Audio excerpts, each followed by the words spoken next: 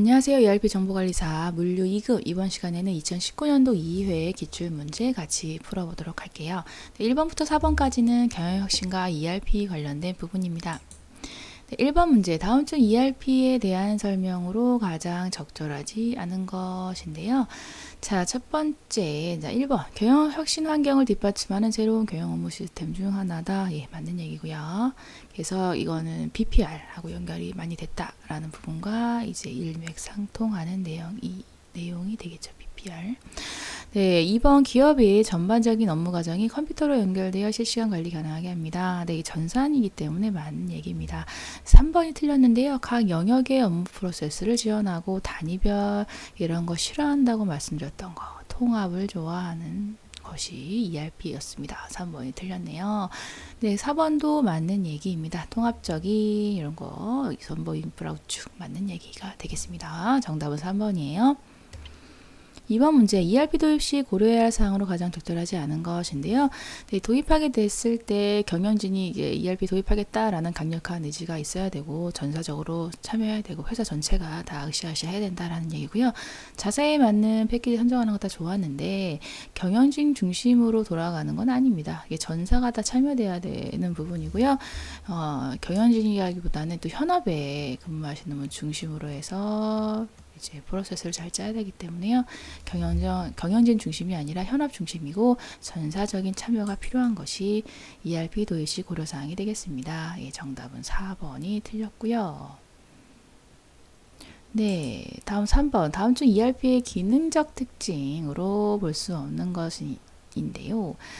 자, 투명 경영 수단으로 활용됩니다. 맞고요. 단일 국적, 예, 이게 틀렸네요. 이게 우리나라에서만 쓰는 게 아니고요. 한 나라에서만 쓰는 게 아니라 ERP는 이제 워낙에 글로벌화 되어 있기 때문에 기업들이 여러 국적에서도 쓰게 되는 부분들이 많아요. 그래서 단일 국적이 아니라 다국적, 다통화, 다언어 지원입니다. 그래서 반대로 말이 써져 있네요. 그래서 2번이 틀린 문제 정답으로 해서 맞춰주시면 되겠습니다. 네, 4번 BPR이 필요한 이유로 가장 적절하지 않은 것은 인데요. 자, 정답은 네, 4번이에요. 닫혀있는 이런 거 아닙니다. 네, 이게 비즈니스 프로세스를 리엔지니어링 하기 위한 거는 효율화하기 위한 거, 뭐 교육 환경 변화 대응인 거지 이런 정보 보호를 위한 닫혀있는 업무 환경 확보가 해당되지 않아요. 그래서 틀린 설명으로 4번으로 골라주시면 되겠습니다. 5번 문제, 보기는 정량적인 예측 기법을 이용한 수요 예측 절차들의 일부입니다. 보기의 절차로 수행되는 수요 예측 방법. 자, 보면 과거의 수요 패턴이 미래에도 계속 지속될 것이라고 가정한다. 네, 정량적인 예측 기법 중에 어떤 거냐라는 부분이고요.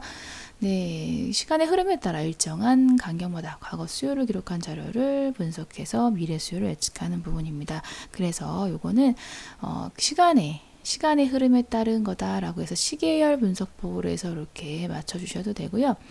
네, 그리고 패널 조사법 요거는 그리고 델파이법 요거 두 개는 정성적인 기법이에요. 그래서 델파이법은 전문가의 의견을 모은 전문가 기법이라고도 얘기를 합니다.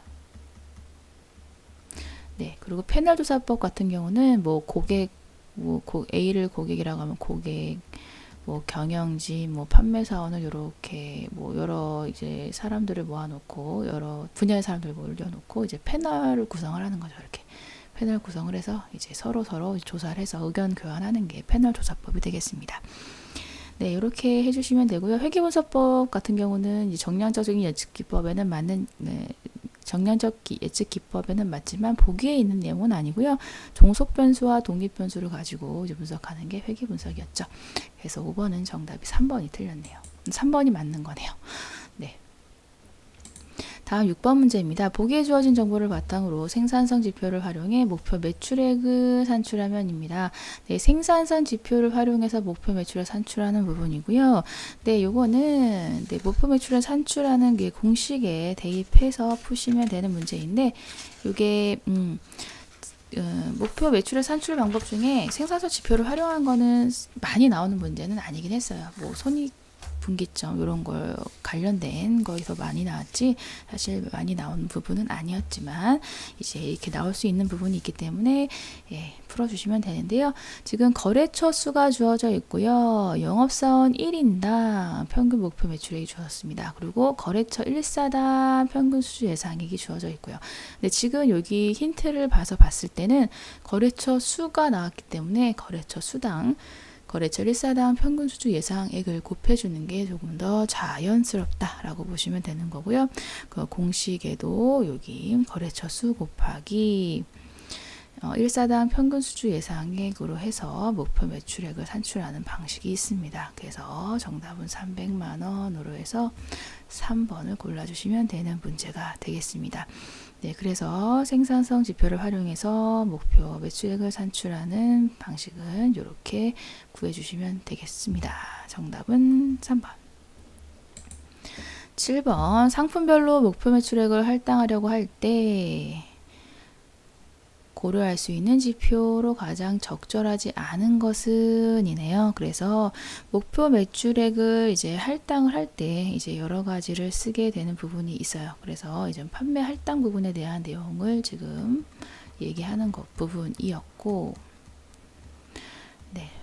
그리고 그 중에서도 상품별 목표 매출액입니다. 그래서 이거는 상품 및 서비스별 매출. 요거.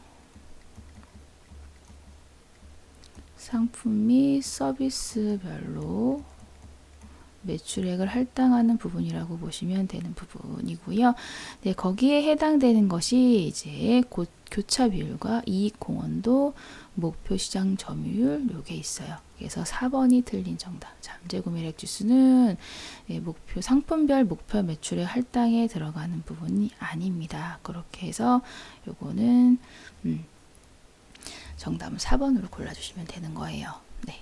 그리고 8번 문제 가격 결정에 영향을 미치는 요인들 중 외부적 요인에 해당되지 않는 것은 입니다. 그래서 외부적 요인과 내부적 요인이 있는데요. 그 중에서 외부적 요인에 해당되지 않는 걸 찾아라 라는 부분이고요. 네, 해당되지 않는 것. 내부적 요인을 찾아라는 부분인 거다라고 보시면 되겠습니다. 그래서 지금 1번 가격 탄력성, 제품 이미지, 제품 가격 같은 경우는 외부적 요인에 해당이 되고요.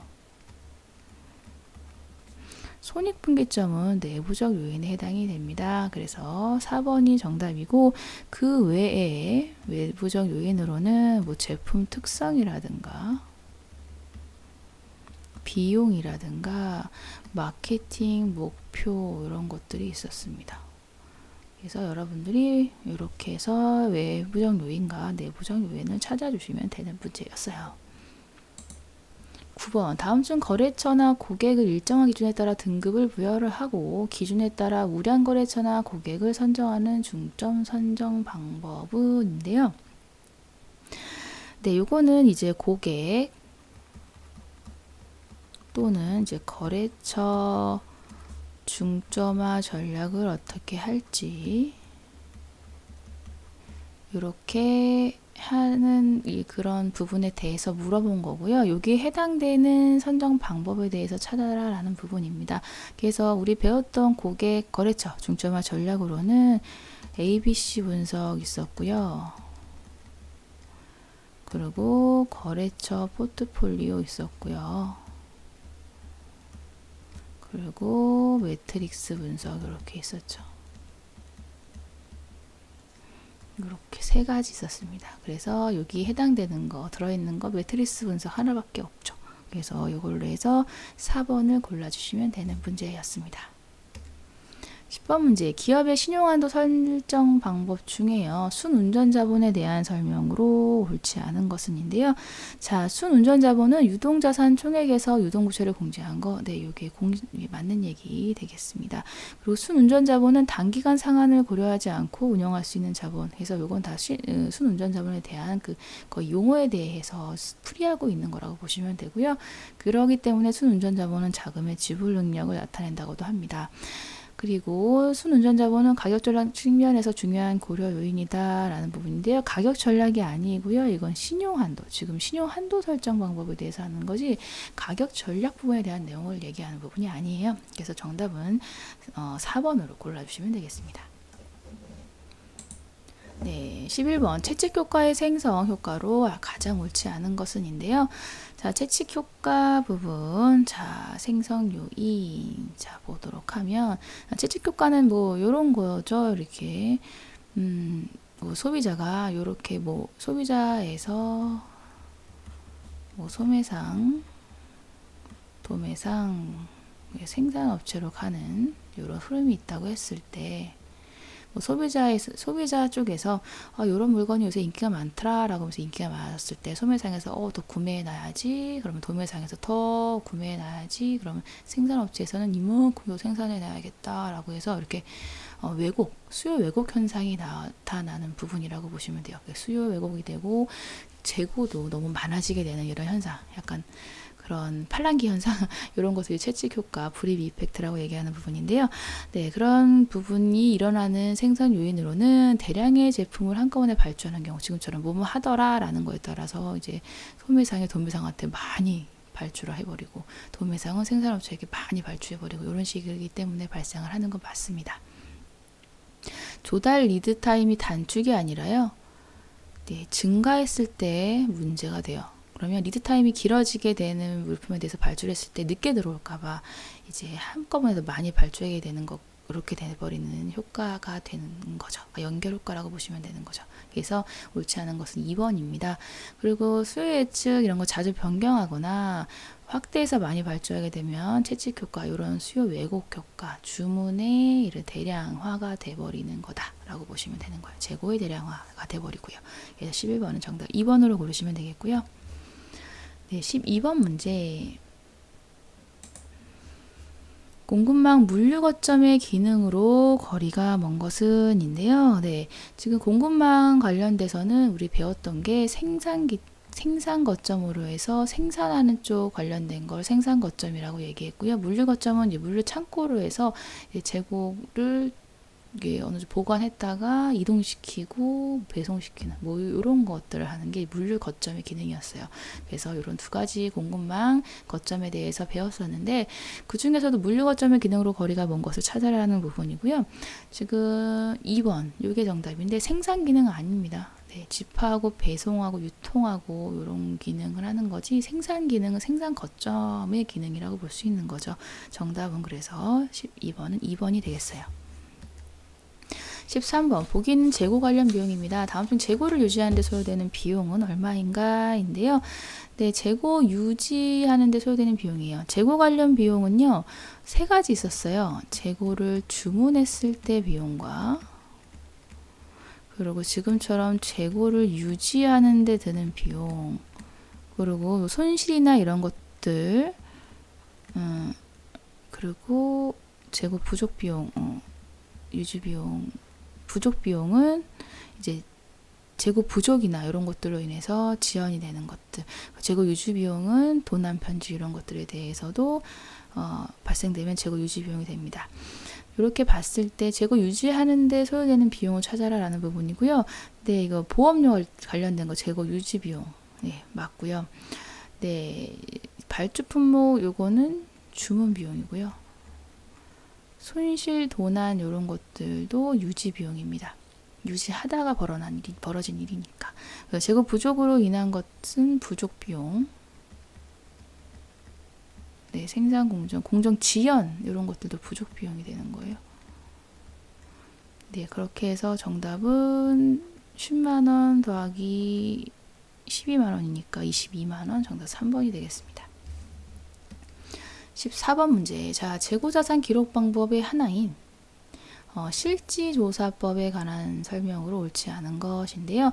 자, 재고자산 기록 방법은 실지조사법이 있고, 그리고 계속 기록하는 계속 기록법이 있어요. 그래서 실지조사법 같은 경우는 실제로 실사하는 거예요. 그 창고에 가서 몇 개가 있는지를 실제로 조사하는 게 실지조사법에 대한 내용으로 보면 됩니다. 그렇기 때문에 재고자산 입출고 일일이 기록하지 않아요. 계속기록법이 일일이 하는 거지 실지조사법은 한 번에 딱 가서 그냥 창고에 들어가서 세버리는 거니까 입출고 일일이 기록하지 않습니다. 네, 맞는 얘기고요. 네, 그리고 파악이 곤란한 감모 손실의 수량도 매출 수량에 포함이 됩니다. 라는 거에 맞는 얘기. 왜냐하면 실지조사법에 의해서는 기초재고에다가 매입된 거를 알 수 있고 거기다가 한 번에 가서 실지재고 조사를 하기 때문에 기말재고를 파악할 수 있어요. 그렇기 때문에 매출 수량이 파악이 되는 부분이거든요.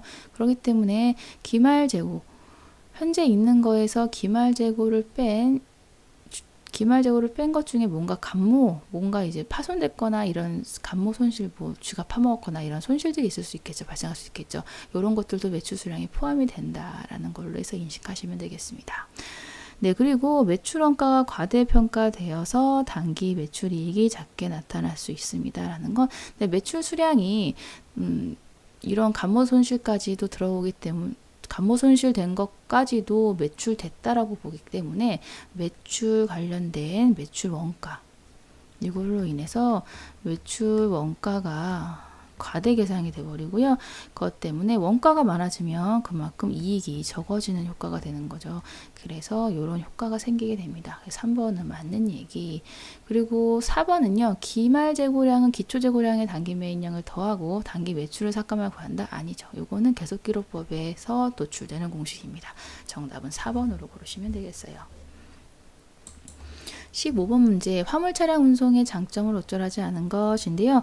네, 화물 차량 같은 경우는 도어투도어 문전 배송이 가능해요. 네, 그리고 일괄 운송도 가능하고요. 네, 자가 운송, 네 차 가지고 할 수 있는 자가 운송이 용이합니다. 그리고 화물 중량의 제한을 받을 수밖에 없죠. 무한대로 많이 실을 수가 없고요. 기차나 이런 거에 비해서 많이 실을 수 없기 때문에 제한을 받을 수밖에 없어요. 차 용적량에 따라서. 그리고 근거리 소량 운송의 경우 유리하죠. 네, 그래서 정답은 3번이 장점으로 적절하지 않습니다. 16번 문제, 창고 관리 시 고려해야 할 사항으로 옳지 않은 것인데요. 자, 창고 관리할 때 장기 보관 자재는 정기적으로 정비를 하고 위험물은 별도 관리하는 거. 네, 틀린 설명 아니고요. 출고가 잦은 자재는 출고장 또는 사용처에 가까운 장소에 보관해야 한다. 예, 출고가 잦은 게 출고장과 사용처에 멀어지게 되면 왔다 갔다 하면서 출고하기가 너무 힘들겠죠. 그렇기 때문에 이거는 보관해야 되는 건 맞는 얘기입니다. 3번, 유효율이 있는 가병성 자재는 유효일자가 가장 늦은 순서부터 유효일자가 가장 빠른 순서부터 해야죠. 우유 같은 거는 이제 유효일자 얼마 안 남은 것부터 빨리 팔아야 되잖아요. 그러니까 빠른 순서로 우선적으로 출고를 합니다. 그래서 선입선출해야 된다라는 거가 해당되는 내용이고, 요거는 반대로 써있는 후입선출이기 때문에 틀렸어요. 네, 그리고 자재 안전하고 효율적인 보관 위해서는 자재 용도별, 재질별로 분류 정리하고 정리정돈해야 된다. 맞는 얘기입니다. 네, 17번 문제, 자체 생산 또는 외주 생산에 대해 구매 활동 기준을 결정하려고 하는데요. 외주 생산이 바람직한 경우에요. 그래서 자체적으로 생산하는 건지 외주 생산하는 건지 판단을 하게 되는 부분이 있는데, 그 중에서도 외주 생산을 하는 경우는 이런 경우가 해당이 되죠. 기술 진보화가 예측이 되기 때문에 자체 생산을 굳이 할 필요가 없는 거. 예, 그런 것들 외주 생산 주는 경우가 있고요. 자사가 고유 기술을 보유해야 하면은 외주 생산하면은 뺏기게 되겠죠. 그 기술을. 그래서 자체 생산해야 됩니다. 계절적 수요를 갖는 품목도 내가 그 계절적 수요를 따라하기 위해서 생산 설비를 막 갖출 필요는 없어요. 그렇기 때문에 이런 것도 외주 맡겨버리는 게 더 편하고요. 지속적으로 대량 생산해야 되는 경우는 자체 생산하는 게 더 원가가 덜 들겠죠. 그렇기 때문에 다가 외주 생산에 해당되는 거고, 나라는 자체 생산이 더 유리한 경우다라고 해서 해석하시면 되겠습니다. 네, 18번 문제예요. 보기에 구매 계약 정보를 이용할 때 다음 중에서 현금 할인 기한이 가장 늦은 조건이 대한 부분입니다. 지금 구매 거래 계약일이 있고요. 선일부 현금 할인 기산일 있고요. 선적 화물 수치일 별도로 있습니다. 네, 1번은 ROG예요. 그래서 이건 수치일 기준이 되는 거고요. 수치일 기준. 수취일 기준이 됩니다. 그래서 수취일이 4월 10날이고요. 4월 10날로부터 10일 안에 갚으면 3% 할인이라는 얘기가 되기 때문에 4월 20날까지가 여기 30 ROG에 해당되는 그 기한이 되는 거죠. 현금 할인 기한이 됩니다. 4월 20날 첫 번째. 그리고 EOM은 당월락이죠. 당월락. 그래서 당월은 락시킨다라는 거기 때문에 3월 27일 날에 거래가 계약됐지만 3월 27일부터 계산하지 않고요. 4월 1일부터 계산하겠습니다. 라고 보면 되는 거고 4월 1일부터 10일 아니기 때문에 4월 10날까지 라고 보시면 돼요. 그리고 어드밴스드는 선일부라는 부분이고요. 네, 선일부는 날짜를 뒤에 딴부터 해서 기산일로 해서 현금 할인해 주겠다라는 부분이고요. 선일부 현금 할인 기산이 주어져 있네요. 4월 2일 날이기 때문에 4월 2일 기준으로 10날까지 4월 12일까지가 되는 거고요. 네, 30 10데이 엑스트라라고 해서 그 특인 기간 현금 할인이 되는 거고요. 특인 기간. 그래서 10일을 더 현금 할인해주는 특별한 기간을 줍니다. 그래서 10을 더하면 되는 거고 3월 27일부터 봤을 때 한 4월 17일 정도가 이제 된다라고 보시면 되겠죠. 그래서 가장 현금 할인 기한이 늦은 조건은 요거 30 ROG가 되는 부분입니다. 정답은 1번이에요. 네, 19번 다음 보기는 구매 방침에 대한 구매 기준을 설명하고 있다. 기억과 니은의 적절한 용어는 무엇인가인데요. 기억이 유리한 품목은 대량 구매 품목, 고가, 공통 표준 품목. 그리고 니은이 유리한 품목은 지역성, 소량 구매. 네, 지역성이라는 거에서 여기는 니은 같은 경우는 분산 구매라고 보시면 되겠고, 얘는 표준 품목 대량이기 때문에 집중 구매 쪽으로 하시면 됩니다. 그래서 1번에 대한 내용으로 보시면 돼요. 20번 다음은 구매 방법의 유행에 대한 설명이다. 옳은 것은 인데요. 자, 투기 구매는 계절 품목 등 일시적인 수요 품목에 적합하다. 일시적인 수요 품목은 그때그때마다 있을 때마다니까 수시 구매가 적합한 내용이라 틀리고요. 예측 구매는 생산 시기가 일정하거나 상비 저장 품목에 적합하다. 예, 2번이 맞네요. 그리고 읽어보면 일괄 구매는 가격 동향의 예측이 부정확하면 손실 위험이 크다. 이게 투기 구매죠. 네, 수시 구매는 품종의 품목에 대해 공급처를 품목별로 선정해 한꺼번에 구매. 이게 일괄 구매죠. 그래서 네, 2번만 맞는 설명이 되겠습니다. 네, 이렇게 해서 20번 문제까지 풀어봤습니다. 잘 안 풀리시는 문제들은 반드시 다시 한번 풀어보시고요. 이제 별도로 요약집 같은 걸로 본인만의 요약 정리집을 만들어서 정리를 좀 해주시면 더 좋을 것 같습니다. 이번 시간도 수고 많으셨어요. 감사합니다.